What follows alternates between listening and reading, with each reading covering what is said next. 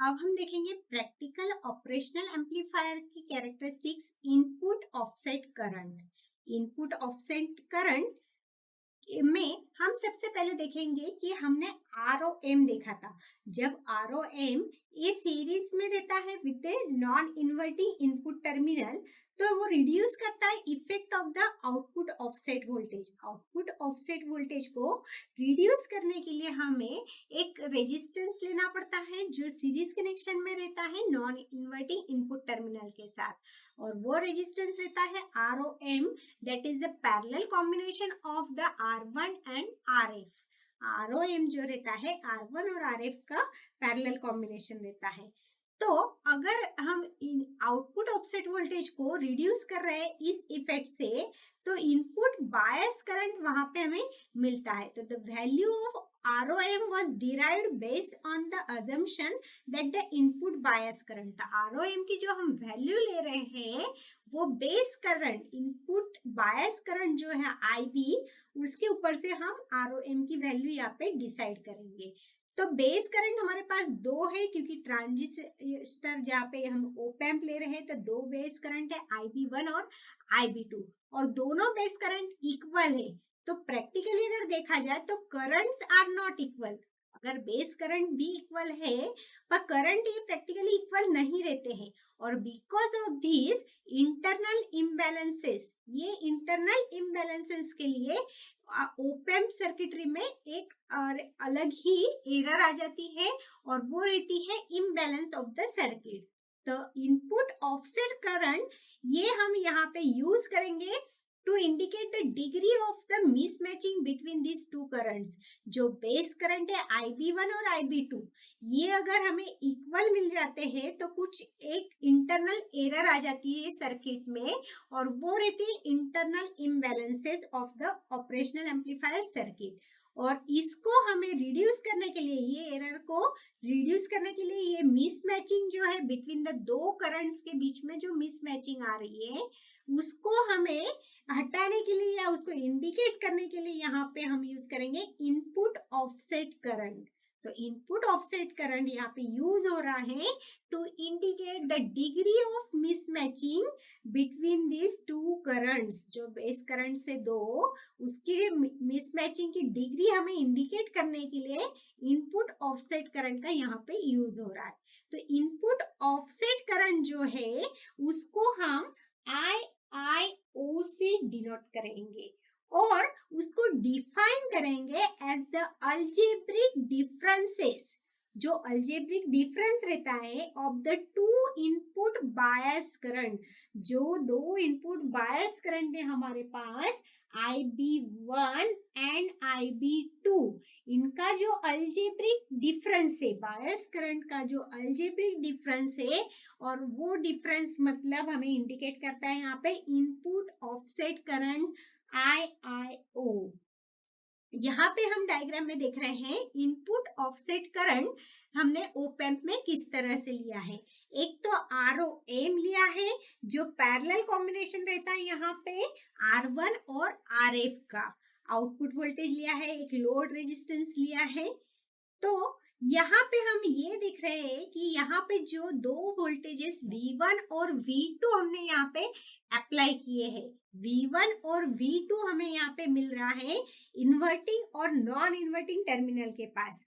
तो ये जो V1 और V2 है ये फंक्शंस है of the bias current IB1 and IB2 respectively. तो इसके लिए यहाँ पे हमारे पास V1 की वैल्यू है V1 is equal to ROM into IB1। V1 जो ले रहे हैं हम, वो ले रहे हैं हम बायस करंट 1 के अक्रॉस में, और उसके मल्टीप्लाई ले रहे हैं हम यहाँ पे ROM। ROM जो है वो हम इसको यहाँ पे डिफाइन करेंगे। ROM is nothing but the RP for the practical resistance के लिए हम यूज कर रहे हैं यहाँ पे, और वो रहता है पैरेलल कॉम्बिनेशन ऑफ R1 और RF। R1 और RF का जो पैरेलल कॉम्बिनेशन है वो रहता है हमारा ROM और RP। तो इसका पैरेलल कॉम्बिनेशन मतलब यहाँ पे ROM हो जाएगा हमारे पास R1 into RF divide by R1 plus RF, और इसी को हम बोलेंगे यहाँ पे RP। तो V1 हमारे पास है यहाँ पे ROM इंटू IB1, और V2 है हमारे पास, वोल्टेज है, वोल्टेज 2 है हमारे पास RP into IB2, bias current 2। और यहाँ पे RP और ROM जो वैल्यू है वो है parallel combination of R1 resistance and feedback resistance. अब अगर हम यहाँ पे सुपर पोजिशन थ्योरम अप्लाई करके VOIB हम अगर फाइंड आउट करते हैं, VOIB अगर हम फाइंड आउट करते हैं by applying the super position theorem, तो VOIB2 मतलब जो बायस करंट है वो आउटपुट वोल्टेज का हमें यहाँ पे फाइंड आउट करना रहेगा। तो वो हमें सुपरपोजिशन के थ्योरम के अकॉर्डिंग मिलेगा minus of RF into IB2, minus of RF into IB2। यहाँ पे निगेटिव साइन जो हमने यूज की है because of the V2 is the voltage at the inverting input terminal. जो V2 हमने यहाँ पे वोल्टेज लिया है वो इन्वर्टिंग इनपुट टर्मिनल के अक्रॉस में है, इसलिए हमने यहाँ पे निगेटिव साइन लिया है क्योंकि वहां पे फेज शिफ्ट मिलता है हमें। और VOIB1 आउटपुट वोल्टेज जो है IB1 के अक्रॉस में वो हमें मिलेगा यहाँ पे V1 into 1 plus RF divide by R1। तो यहाँ पे जो हम V1 यूज कर रहे हैं वो रहेगा voltage at the non inverting input terminal, और V2 जो यूज कर रहे हैं वो रहेगा voltage at the inverting terminal. ये V1 की इक्वेशन नंबर 1 हो गई, V2 की इक्वेशन नंबर 2 हो गई। तो V1 जो है वो नॉन इन्वर्टिंग इनपुट टर्मिनल के अक्रॉस का वोल्टेज है, और V2 जो है वोल्टेज है of the inverting input terminal के अक्रॉस में। अब हम यहाँ पे देखेंगे कि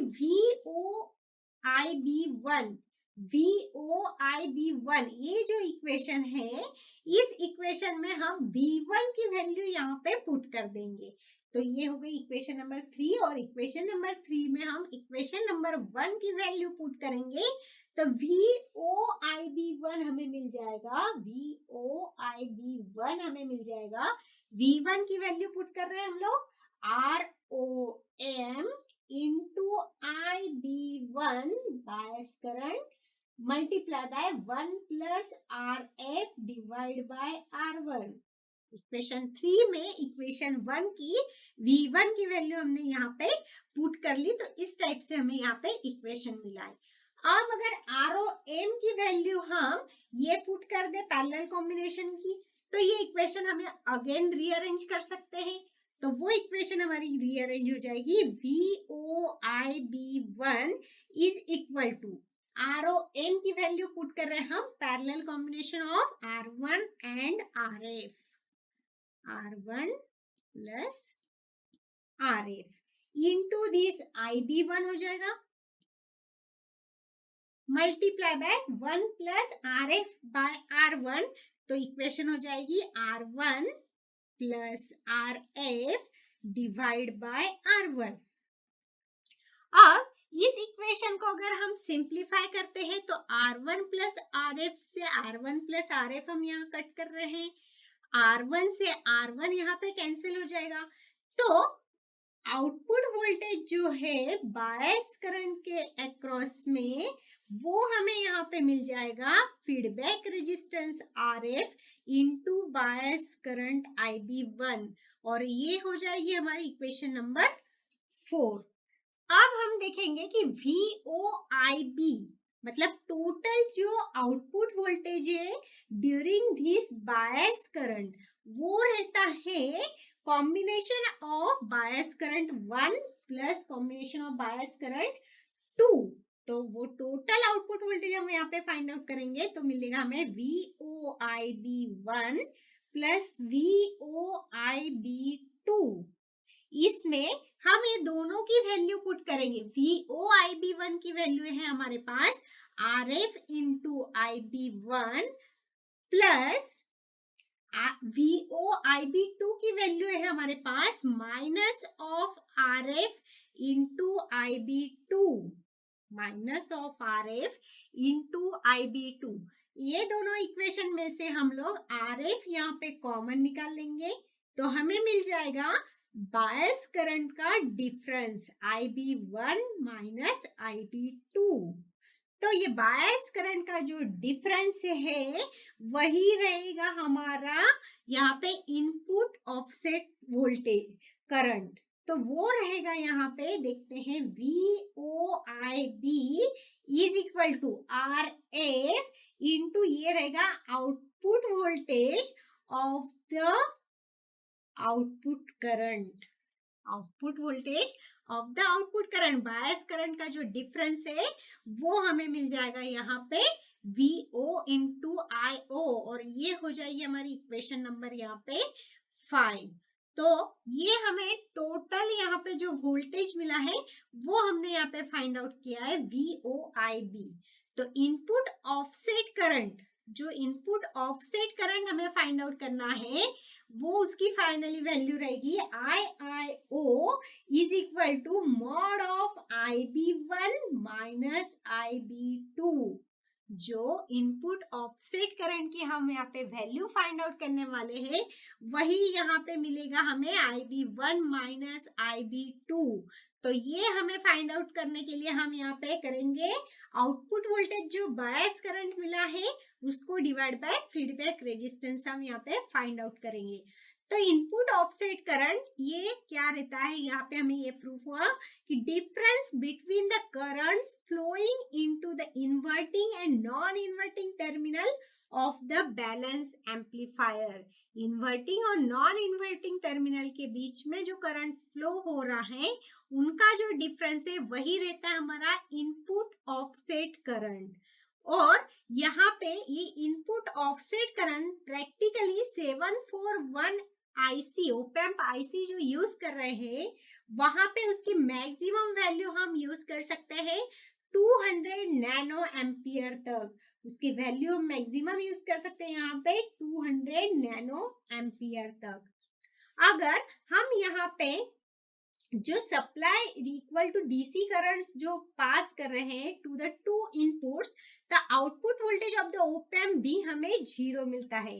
पर प्रैक्टिकली क्या होता है कि सम वोल्टेजेस एट द आउटपुट में हमें कुछ वोल्टेजेस मिलते हैं, नॉट 0, नल आउटपुट वोल्टेज नहीं मिलता है, कुछ तो हमें milli volt, micro volt, pico volt में हमें वोल्टेजेस यहाँ पे मिलते हैं। तो टू मेक इट 0, उसको 0 करने के लिए हमें जो दो इनपुट करंट्स यहाँ पे एडजस्ट करने पड़ते हैं, दोनों इनपुट करंट्स में जो स्मॉल डिफरेंस हमें लाना पड़ता है, तो ये डिफरेंस जो है इसी को हम यहाँ पे बोलेंगे इनपुट ऑफसेट करंट IIO। तो ये इनपुट ऑफसेट करंट जो है ये हो गया हमारा एक इन्वर्टिंग एम्पलीफायर के लिए, ओपैम्प के लिए, ऑपरेशनल एम्पलीफायर के लिए। पर अगर टोटल आउटपुट ऑफसेट वोल्टेज हमें यहाँ पे फाइंड आउट करना है, टोटल आउटपुट ऑफसेट वोल्टेज हमें यहाँ पे फाइंड आउट करना है, तो टोटल आउटपुट ऑफसेट वोल्टेज के लिए हम यहाँ पे देखेंगे equation VOOT is equal to the output offset voltage plus V output offset voltage plus VIB bias current. यहाँ पे जो आउटपुट ऑफसेट वोल्टेज हम देख रहे हैं वो रहेगा VOOT is equal to VOO output offset voltage वो है हमारे पास 1 plus RF by R1 into the VIO plus यहाँ पे VIB हमारे पास मिल जाएगा हमें plus RF into IB feedback resistance into the base current हमें यहाँ पे मिल जाएगा। तो इस इक्वेशन को हम बोलेंगे इक्वेशन नंबर 6। तो यहाँ पे इस इक्वेशन से हम input bias current find out करेंगे, the total offset voltage can be given by, अगर इनपुट बायस करंट अगर हम यहाँ पे देखते हैं आफ्टर द कॉम्पनसेशन, अगर इनपुट बायस करंट को हम कॉम्पनसेट कर लेते हैं तो हमारे पास जो टोटल आउटपुट ऑफसेट वोल्टेज वो मिलेगा हमें VOO, output offset voltage, plus यहाँ पे हमने क्या किया है, इनपुट जो बायस करंट है इसको कॉम्पनसेट किया है, तो इसको कॉम्पनसेट करने के बाद यहाँ पे हमें मिल जाएगा VIO, input offset voltage, voltage output offset voltage plus input offset voltage, तो टोटल आउटपुट ऑफसेट वोल्टेज जो रहेगा वो हो जाएगा, इसकी वैल्यू अगर पुट करते हैं 1 plus RA/R1 into VIO, input offset voltage, plus RF into RF into IIO into IIO, input offset current. तो ये हो गई हमारी इक्वेशन नंबर 7। तो यहाँ से हमें ये मिल जाएगा total output offset voltage in terms of the input offset current.